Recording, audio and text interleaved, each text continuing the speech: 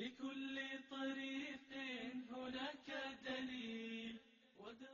سنوات كنت إمام لأحد الجوامع، وكان عندي في الجامع حلقة تحفيظ قرآن ابتدائي ومتوسط وثانوي. اسمعني وأنا أختم لقائي، واسمع هذه القصة كم ربتني هذه القصة. عندي هذه الحلقة وعندي طلاب الابتدائي، في طالب في 5 ابتدائي عمره 10 سنوات. هذا الطالب مميز في حفظه، كل يوم يحفظ وجهين 3 أوجه، يحفظ 10 أجزاء عن ظهر قلب. قولوا ما شاء الله. يحفظ 10 أجزاء زي ما يحفظ اسمه. يوم من الأيام بعد صلاة العصر ناديت هذا الشاب، هذا الطفل، هذا الصبي اللي عمره 10 سنوات، قلت له علي تعال. جاني علي، جلس قدامي في المحراب. أنا أبغى أزرع في قلب علي كيف يعظم الله في القرآن، كيف يتأمل الآيات، كيف تحركه القرآن والمواعظ، كيف يبدأ يعيش الآيات منهج حياة في حياته الدنيا. بديت أسأل علي وأقول له يا علي ما شاء الله حافظ 10 أجزاء من الناس إلى سورة العنكبوت، معقولة يا علي ما في آية هزتك، ما في آية تدبرتها وتمعنتها، ما في آية حركتك يا علي؟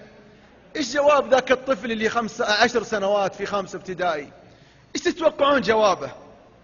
قال لي إلا والله يا شيخ، والله إن في آية قرأتها وقف شعر جسمي مع هذه الآية، أتأمل هذه الآية، والله في آية جننتني هذه الآية يا شيخ، أتأمل وأتدبر هذه الآية وأتساءل عن هذه الآية. يا الله، طفل تحرك آية في كتاب الله، أما تحرك قلوبنا يا أبناء 20 30 40 50 سنة؟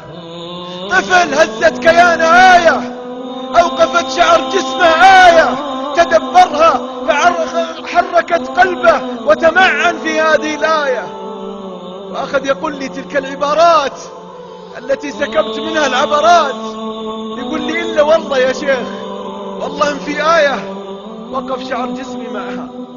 قلت له علي وش الآية؟ عطني الآية يا علي، إيش الآية يا علي؟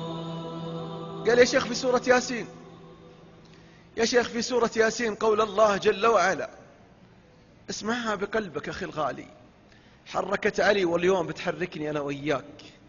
يقول في سورة ياسين قول الله جل وعز، اليوم نختم على أفواههم وتكلمنا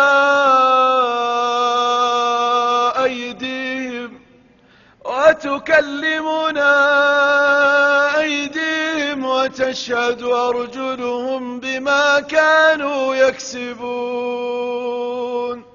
يقول لي علي ببراءة الطفولة يا شيخ الله يقول يختم على أفواههم تكلمنا أيديهم. شيخ اليد بتتكلم، طيب إيش بتقول لله؟ إيش بتقول لله؟ طيب شيخ من أي مكان تتكلم اليد؟ قلت له علي حبيبي الغالي، والله يجي يوم القيامة يختم الله على فمي وعلى فمك وتتكلم يدي ويدك. أخي الغالي اللي تسمعني، يبي يجي ذاك اليوم اللي تنطق يدي ويدك. كم رابط فتحت، كم رابط أرسلت، كم ريموت قلبت في قنوات وكاسيات عاريات، كم بكت دخان فتحت وسجارة كنيت، كم كيس حكرة ونشوب وشمة فتحت، كم شريط أغاني شغلت ورفعت، كم عادة سرية فعلت.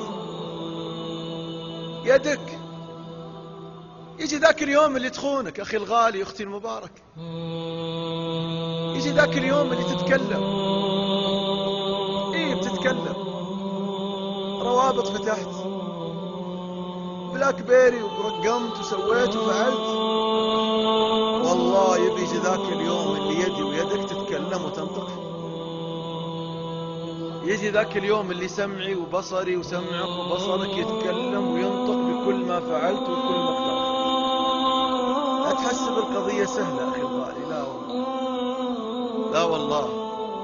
انتظرنا يوم عظيم، انتظرنا وقوف بين يدي الله جل وعلا. أما آل لقلوبنا أن تتعلق